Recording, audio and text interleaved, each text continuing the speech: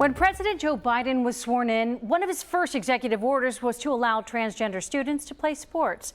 Some parents cheered their children would get to participate in an activity they love. Other parents became wary.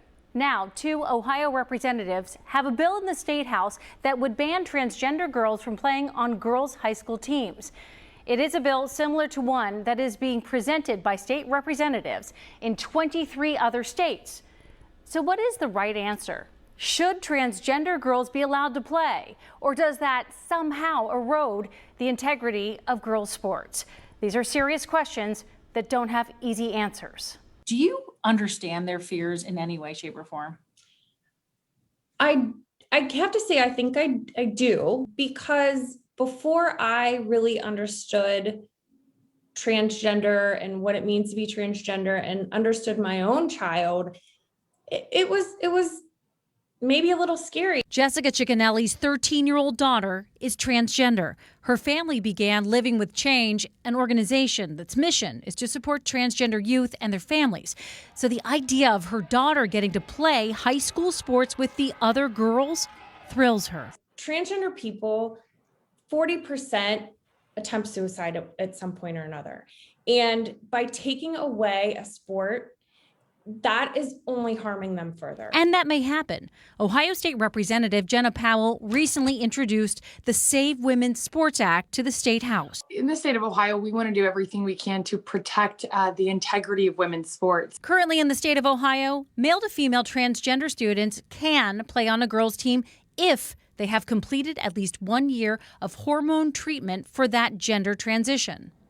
The proposed law would change that entirely. We understand that there's a biological difference between male and females that makes it easier for biological males to compete on a different playing field and different level playing field than females. In the state of Connecticut, we're seeing that biological males are now holding many of the state championship titles over females. She's talking about these athletes. Terry Miller and Andrea Yearwood finished 1 and 2 at the Connecticut State Championship titles in track and field in 2018 over girls who were born female. This is really tough for me because I see both sides of it. Jessica Ciccinelli points out some people are just born athletes, no matter their gender. Her daughter plays sports in middle school and is not the star. She's not great at it, but she loves it, and it's an outlet for her, and it keeps her physically active and in shape, and she socializes with her friends. Good Morning America asked those athletes in Connecticut how they would feel if the proverbial shoe was on the other foot. I'm not going to discourage you or try to say, oh, it's not fair, and it would just push me to run faster. I'd be happy for them because they get to do what they want. In a Facebook post where I asked for your thoughts on this issue, some pointed out, what if people gamed the system, pretended to be transgender to get a scholarship, for example? Something Ciccinelli finds ridiculous. You would not choose this path for anybody. This is who you are. And it's tough. It's a tough road, and it's a tough life. It's not easy.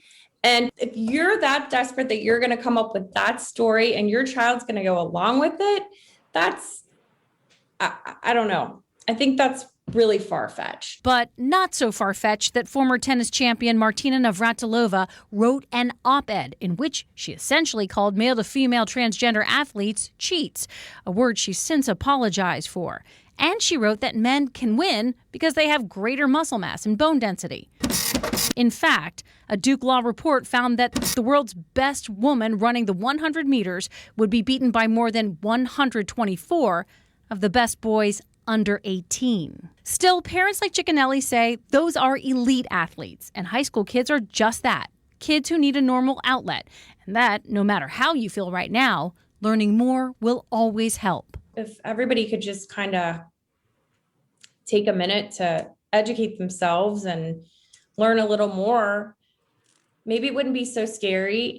The Ohio law is in committee right now. We'll keep an eye on it and let you know how it progresses. And I'm sure you have an opinion on this issue, so you can always reach out to me on my Facebook page, Tanya O'Rourke, WCPO, or call the Feedback Friday hotline, 513-852-4998.